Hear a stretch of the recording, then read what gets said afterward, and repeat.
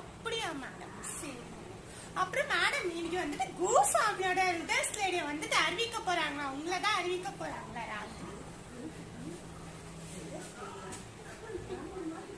ஆமா மேடம், இன்னைக்கு தான் அறிவிக்க போறாங்களா? நம்ம எல்லாம் கிராண்டா ரெடி ஆயிடுச்சு போலாம். நம்ம இன்னைக்கு ராத்திரி மேடம், ராத்திரி. ஆமா ஆமா, கண்டிப்பா என் கூட தான் மேடம் நீங்க வரணும். நானும் உங்க கூட வர வேலைக்கு. சரி மேடம், அப்ப நான் வேலையை போயிட்டு பாக்க. இன்னடி ஓடுகாடி என்ன ஸ்டாஃபோட பேசிட்டு இருக்க நீ?